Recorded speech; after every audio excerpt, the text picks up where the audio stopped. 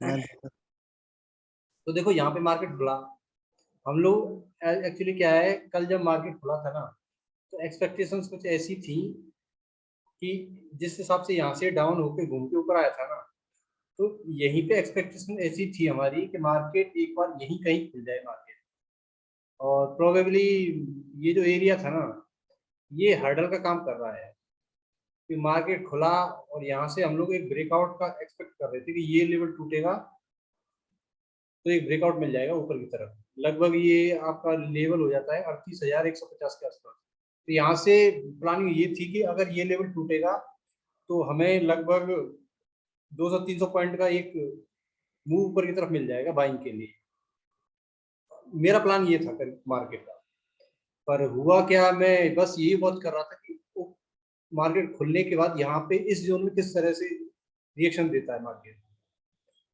तो हुआ भी वही कि देखो मार्केट में क्या है, यहीं से दिख गया था सेलर्स तो आ रहे हैं, मार्केट को नीचे खींच तो रहे हैं, पर क्या है बायर्स आके ऊपर ले जा रहे हैं मार्केट। और मार्केट में जो सपोर्ट और रेजिस्टेंस होते हैं ना, उनका काम आप समझो मार्केट में समझने से पहले कि सपोर्ट और रेजिस्टेंस का काम क्या है। तो यहाँ पे देखो वह प्रत्येक एरिया जहां से मार्केट एक बार घूमा है ना, जैसे यहाँ तक जहां से आया इस जोन में आके घूम गया, तो आप अगली बार जब भी मार्केट उस जोन में आए ना, तो आप उस एरिया में थोड़े से कॉशियस हो जाओ कि वहां पे हमें क्या करना है। आप 15 मिनट के टाइम फ्रेम को देखा करो, और अगर 15 मिनट का कैंडल इसके ऊपर क्लोज दे देता है, तब आप ऊपर की तरफ ट्रेड ले सकते हो इस जोन का एसएल लेके, तब ही ट्रेड ले सकते हो आप। तो हमें बस ये देखना ये था कि ये जो जोन है ना रेजिस्टेंस का, ये टूट रहा है कि नहीं टूट रहा है। तो यहाँ पे जैसे ये रेड कैंडल बना था ना, ये हम लोग पहले 15 मिनट में सिर्फ ये देख रहे थे कि यहाँ पे बनेगा कि नहीं बनेगा, ऊपर कैंडल जाएगा कि नहीं जाएगा। और जैसा कि मैं पहले बोलता हूँ, आप लोगों को कई बार बोला है कि 15 मिनट को पहले को 15 मिनट का कैंडल बन जाने दिया करो डायरेक्शन के लिए।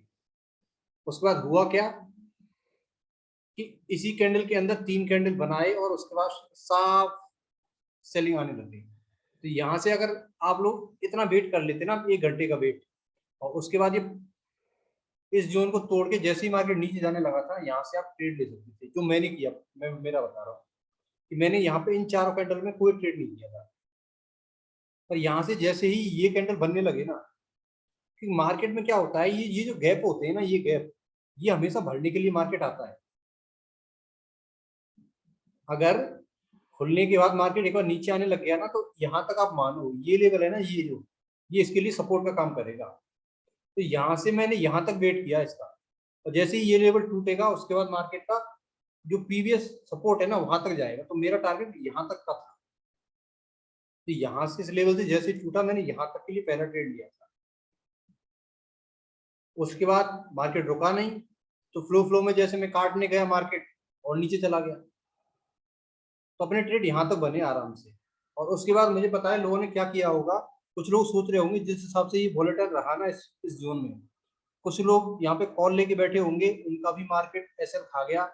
और कुछ लोग यहाँ पे सोच के बैठे होंगे कि मार्केट इतना नीचे आया है, रिट्रेस हुआ है, फिर से नीचे आएगा। तो जो लोग पुट लेके बैठे थे उनका भी ऐसा खा गया। और इस जोन में क्या हुआ, लोगों के बहुत ज्यादा ऐसे खाए हुए।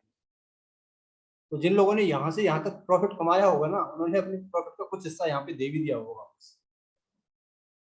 तो मार्केट में मोस्ट देखो था क्या कि हमें सिर्फ एक जोन ये देखना था, उसके बाद ये सपोर्ट देखना था। इसी जोन में घूम रहा था 3 दिन से मार्केट, तो हमारी सिर्फ रेंज बनी हुई थी, इस रेंज को या तो ऊपर तोड़ दे तो ऊपर ब्रेकआउट हो जाएगा। यही तो मैं बताता हूँ आपको कि जब भी मार्केट रेंज में फंसा हुआ है ना, उस रेंज को टूटने का वेट किया करो।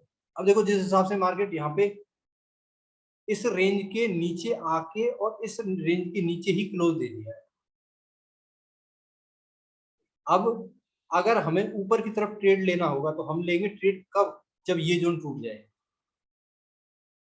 और अगर हमें नीचे की तरफ ट्रेड लेना है तो हमारा नीचे का ट्रेड आएगा अब इस लेवल को टूटने के बाद। आप लोग इतना याद रखना, उससे पहले अगर आप ट्रेड नहीं करो तो सबसे बेटर। और अगर किसी को करना ही है ना, तो वो यहां से ऊपर की सेलिंग कर सकता है।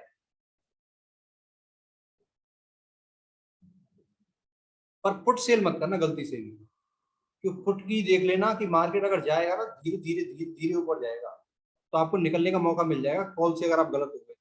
लेकिन अगर आप पुट साइड में सेलिंग करके बैठ गए ना तो ये देख लेना क्या हुआ है। इस तरह से सेलिंग आती है तो आपको बिल्कुल मौका देता नहीं है मार्केट।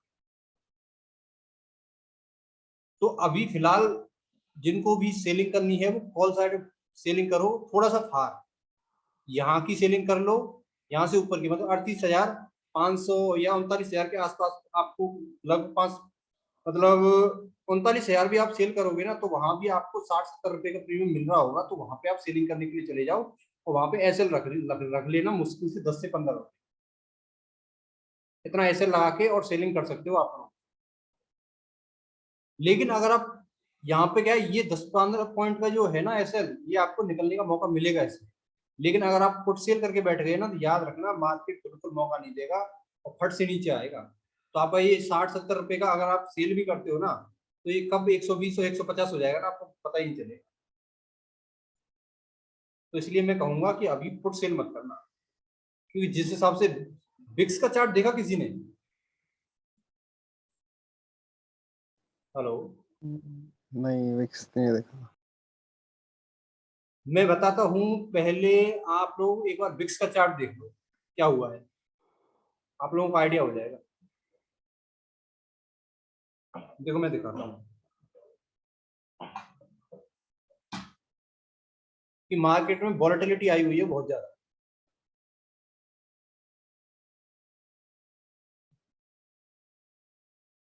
ये देख रहे हो क्या हुआ है सुबह सुबह मॉर्निंग में?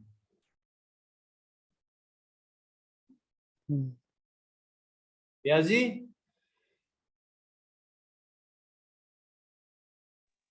सुन रहा हूँ भाई साहब।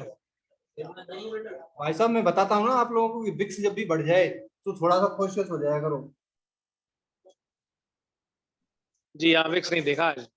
हाँ तो ये गलती कर दी आप लोग, जब भी ट्रेड करने जा रहे हो ना मॉर्निंग में बिक्स को भी देखना है मार्केट खुलने के साथ कि बिक्स इस हिसाब से रिएक्ट कर रहा है। तो अब देखो इतना बड़ा ब्रेकआउट आया बिक्स में,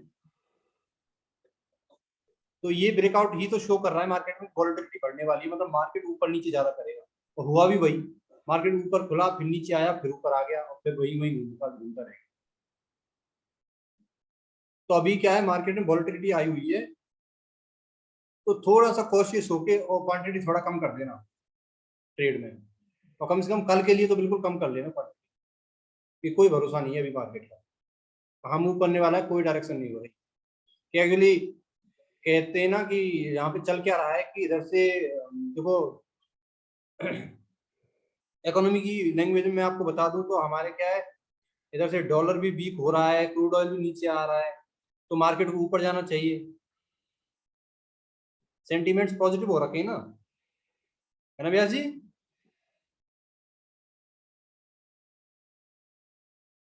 और दूसरी तरफ से हमारी इकोनॉमी में कोई रिसेशन की कोई दिक्कत भी नहीं है तो हमारे लिए पॉजिटिव सेंटीमेंट्स है। लेकिन जो ताइवान और चाइना का चल रहा है उस वजह से मार्केट ऊपर जाएगा नहीं, ऊपर जाने में मार्केट को दिक्कत होगी, तो यहाँ पे मेरे हिसाब से ना मार्केट हॉल्ट करेगा यही कहीं पे मतलब बड़ी रेंज कहीं नहीं आएगी मार्केट की। ये मुश्किल से 1000 पॉइंट की रेंज मान लेना ये, मतलब यहाँ से 38,200 से लेके और 37,200 37,000 के आसपास यही कहीं मार्केट घूमने वाला है। और जब तक इसी रेंज में घूमता है आप लोग एग्रेसिवली ट्रेड मत करना। जब भी ये रेंज छूटे ना, ये 37,200 की और ये 38,200 की, तब जिस साइड में भी छूट जाए उस साइड में आप ट्रेड ले लेना, उससे पहले थोड़ा सा हल्का रह के चलो।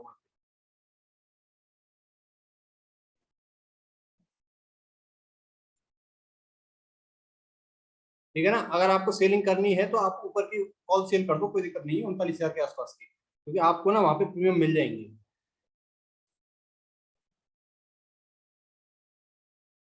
सेफ है, और 10-15 रुपए का एसएल रखना, सिर्फ ज्यादा एसएल भी मत रखना। मार्केट जैसे ही 38,000 के ऊपर आता है तो आप लोगों को सेलिंग से निकल जाना है, इतना सा ध्यान रख लेना बस।